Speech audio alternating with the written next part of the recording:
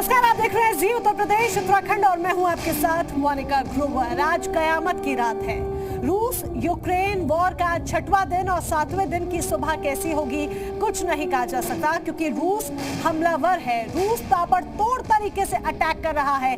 Ukraine हालांकि डट कर सामना कर रहा है, लेकिन रूस ने जिस तरीके से परमाणु हमले के लिए भी अलर्ट जारी कर दिया है, उसके बाद आज की रात कयामत की रात मानी जा रही है। इस बीच एक बड़ी खबर आ रही है। बड़ी खबर आपको बताएं, यूरोपीय परिषद के अध्यक्ष ने पीएम मोदी से बात की है।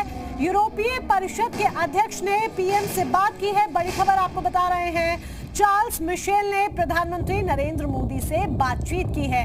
भारतीय छात्र की मौत पर अपनी संवेदना व्यक्त की है। बातचीत कर आपको बताएं कि कर्नाटक के नवीन की यूक्रेन में मौत हो गई है बमबारी में। कर्नाटक का रहने वाला है नवीन खरकप्पा, जिसकी यूक्रेन में मौत हो गई है। रूसी गोलीबारी में 21 साल के नवीन शेखरप्पा की जान चली गई, जिस पर चार्ल्स मिशेल ने प्रधानमंत्री नरेंद्र मोदी से बातचीत कर अपनी संवेदनाएं व्यक्त की हैं। कर्नाटक के नवीन की यूक्रेन में मौत हो गई है बमबारी में। भारत सरकार लगातार प्रयास कर रही है कि वहां जो भारतीय फंसे हुए हैं उन्हें जल्द से जल्द वापस लाया जा सके हिंदुस्तान। कई लोग हैं जिन्हें वापस लाया भी गया है। रोजाना 200-250 की संख्या में लोगों को वापस लाया भी जा रहा है, लेकिन इस बीच एक दुखद खबर कि एक भारतीय छात्र की मौत हो गई है।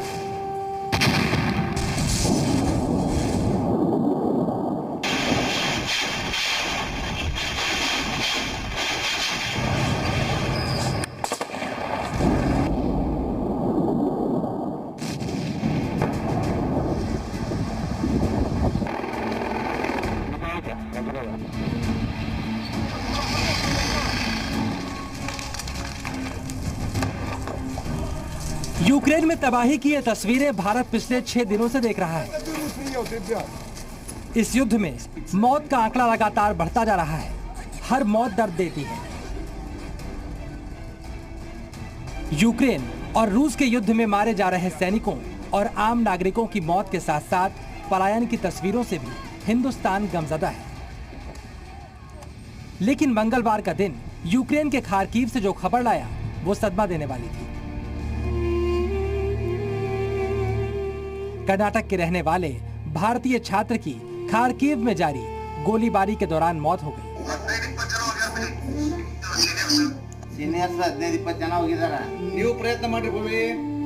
2 दिन पहले ही नवीन ने कर्नाटक में अपने घर वालों से वीडियो कॉल पर बात की थी। नवीन ने उन्हें बताया था कि कैसे वो यूक्रेन के बंकर में अंदर रहकर अपनी जान बचा रहे हैं। नवीन अब इस दुनिया में नहीं रहे। यूक्रेन के युद्ध ने नवीन की जान ले ली। खबर है कि रूस की सेना जब यूक्रेन के खार्किव इलाके में अटैक कर रही थी तो ये हमला कई रिहायशी इलाकों में भी हो रहा था, और ऐसे ही एक हमले की चपेट में आकर कर्नाटक के रहने वाले नवीन की जान चली गई। सर, आई एम नवीन गैंगोटर ब्रदर, सर, कजिन ब्रदर।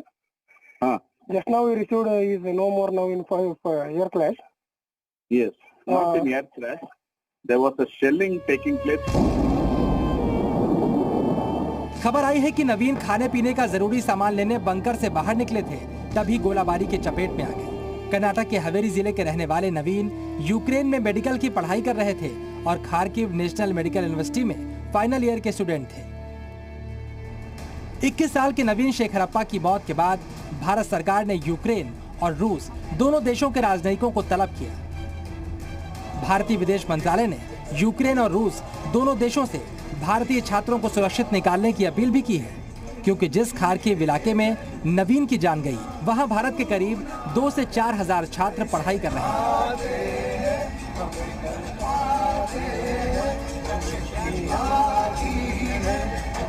बड़ी परेशानी ये भी है कि खार्किव यूक्रेन के पूर्वी इलाके में है और उसके आसपास रूस के अलावा किसी और देश की सीमा भी नजदीक नहीं, जबकि भारत सरकार अभी जो रेस्क्यू ऑपरेशन चला रही है वो यूक्रेन के पश्चिमी बॉर्डर के देशों से चला रही है।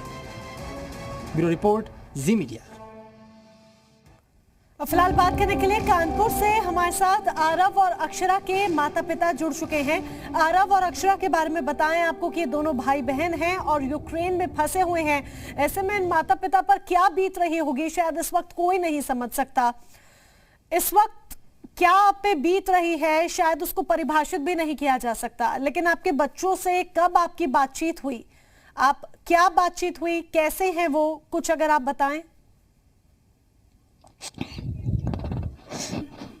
शाम को बात हुई थी मैसेज में, तो उसने फिर बताया था कि बहुत आगे बाहर की स्थितियां बहुत खराब है और हम लोग शायद बात भी अभी नहीं कर पाएंगे क्योंकि हमारा फ़ोन बंद करवाया जा रहा है।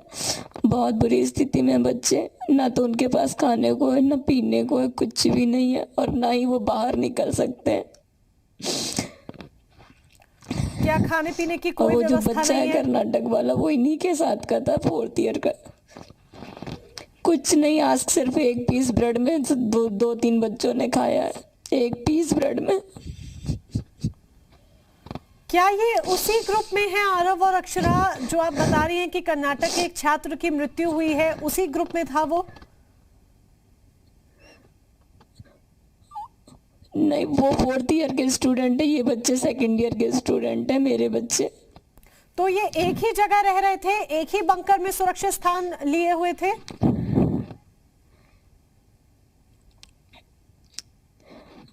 ये मेरे को नहीं पता है, लेकिन इनके साथ बात होती रहती थी उन लोगों की। शायद वो फ्लैट में कहीं रह रहे थे, क्या पता है, उसका मुझे ठीक से नहीं पता है। अभी आपके लेकिन दोनों इनके बच्चे साथ वहां पर कहाँ रह रहे हैं? सीनियर थे, हॉस्टल नंबर 5 के बेसमेंट में। तो ये किस इलाके में है? हॉस्टल नंबर 5 खारकीव में है या उसके आसपास कहीं है? कहाँ पर है, आपको जानकारी है? नहीं, प्रॉपर खारकीव में ही है। इंटरनेशनल हॉस्टल है, वहां पर इनके बगल में 6-7 हॉस्टल है जिसमें लगभग 200-250 बच्चा है वहां पर, इंडियन। और ये हॉस्टल किस एरिया में है? क्या आपको ये जानकारी है किस शहर में है ये हॉस्टल? प्रॉपर खारकीव में ही है, मेन सिटी में। मेन सिटी में है। आपकी बात लास्ट कब हुई और वहां पर जो हालात हैं, क्या लगातार वहां पर बाहर बमबारी हो रही है जहां आपके बच्चे फंसे हुए हैं? जी हाँ, हो रही है लगातार। मेरी शाम को बात हुई है अभी लगभग 1-1.5 घंटे पहले। सरकार ने कई हेल्पलाइन नंबर भी जारी किए हुए हैं। क्या आपने मदद के लिए सरकार से बातचीत नहीं की कि आपके बच्चे भी वहां पर फंसे हुए हैं? कोई मैसेज उन तक पहुंचाया या आपके बच्चे से एम्बेसी ने कांटेक्ट किया हो, आपको पता हो?